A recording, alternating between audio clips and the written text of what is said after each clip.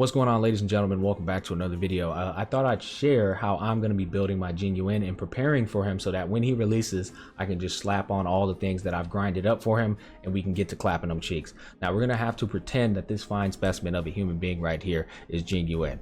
Now, that's one fine-ass Jing Yuan, if I should say so myself.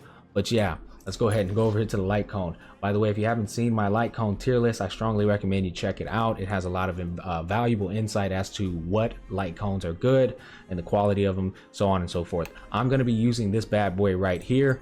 Should we get this to R5, I'll use this outside of the simulated universe. But until then, we're going to be using this for both the simulated universe and outside of the simulated universe.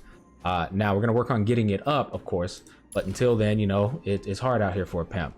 Now, I'm not going to explain to you guys the materials you need to grind for. That shit is all over the internet. I am going to tell you what I'm going to level up on him. I don't touch basic attacks. Basic attacks for me are just an absolute waste of time, in my personal opinion. You don't really use your basic attacks on anybody. And like maybe 1 turn out of 10 turns you'll use it because you're out of skill points and it's hard out here for a pimp. But for the most part, you're only going to use skills and ultimates and passives, right? So I'm only going to level up his skill, his ultimate, his passive, which is right here, and then he has a perk, a specific perk. I think it's probably going to be like down here or over here or something, where it's pretty much going to increase his crit damage, and I'm going to level that up to all the other essential things. But this is going to be the core components right here. Now, in terms of relic set, there's not very many options. There's the lightning relic set, right? Let's go ahead and go over here so I can show you what I'm talking about.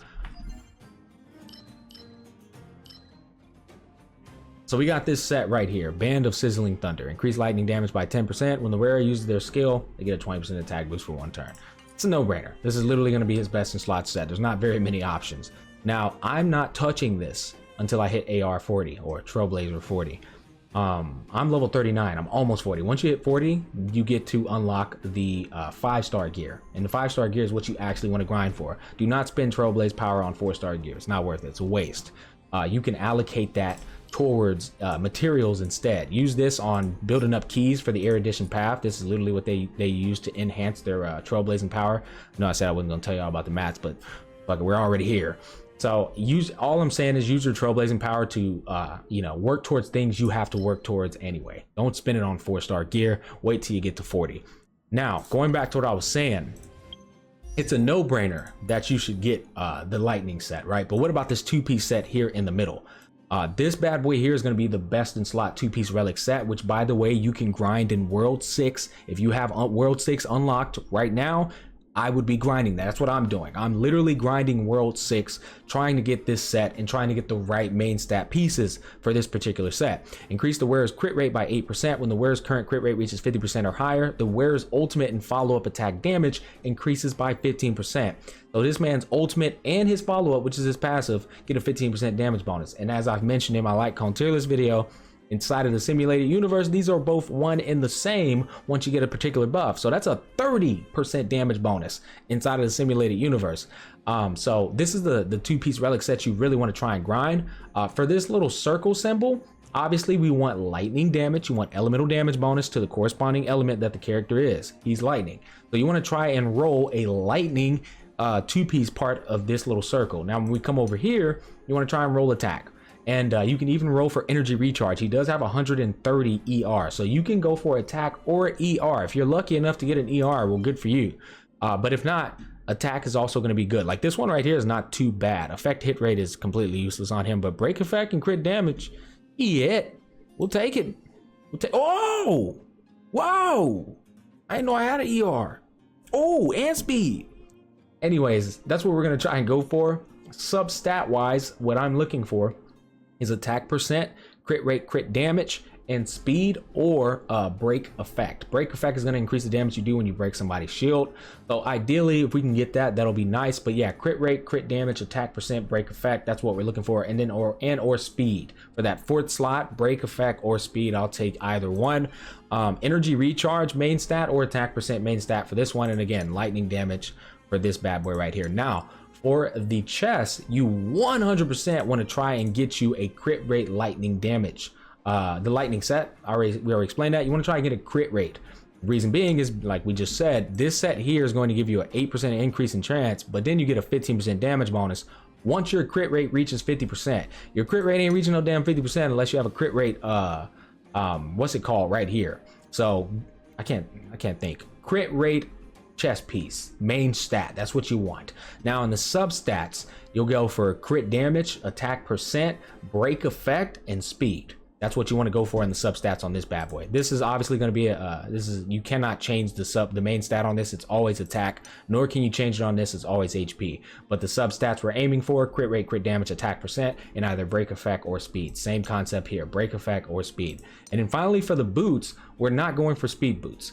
The reason being is because there's no correlation to our 2-piece relic set that's going to benefit us. Like for example, you see this down here, when the wearer's speed reaches 120 or higher, the wearer's attack increases.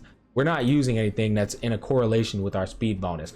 Furthermore, there's certain characters who can attack twice if their speed is high enough because they have good innate speed. Generally, these are the hunt path characters. They have high speed and they generally have a talent associated with them that increases their speed further. And so when you put a speed boot on them, they end up attacking 2 times depending on the target you're going up against. There's a mathematical formula that I don't feel like going over. Long story short, man, you don't need to run no damn speed boots on my boy. You can literally run attack percent and pop off. Now there may be some niche scenarios where you can run speed boosts, but for the most part, don't be too picky about it. Go for attack percent and get some damage going, because he's an AoEer. They're not designed to go multiple times anyway. They're designed to pop off when it is their chance to pop off. But yeah, that's how I'm going to be prepping for him. I'm literally going to hit AR40, start banging out the lightning set. I'm going to start banging out World 6 and grinding that out and trying to get me a lightning damage bonus for this relic set right here. And there's an in-game element apparently where you get to choose the main stat of the items you want, so I can also go that route as well. But yeah, with regards to the resources needed, man, I'm just gonna be doing them, like I'm just gonna be allocating a few trailblazing power here and there, like towards the keys, because you need a bunch of them, especially if you're trying to eventually take them to level 80. This resource right here, I've been banging this out like 2 times a day. Not a lot, I'm not spending all of my trailblaze power, but day to day we're poking at it so that when we do when it does come to his release, we got plenty to at least take him to like 60 or 70. This is the resource he needs for the bosses, so make sure you're banging this out, not this, if you're trying to have some a good amount of this, because you can only do this a finite amount of times per week. So I want to at least have like 6 of these puppies so that I have no problems when I'm trying to take them straight to like probably like level 60 plus or 70.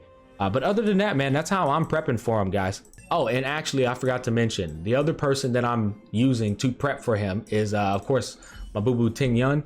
We are trying to basically get her up as high as possible as well. We're grinding out materials for her because she's going to be she's going to be his energy recharge. She's going to be buffing the hell out of him. I'm going to be using her as much as I can with him, unless there's scenarios where we need other elements like a fire element or something. But I am working towards building her up as well. She's going to be a huge asset to my team, and I'm trying to, hopefully I can get her for E2 when she releases. But yeah, this is definitely what we're doing to prepare for my boy. Hopefully we brought a little bit of value here today. Y'all take care, and I'll catch you on the flip side, man. I'm outie.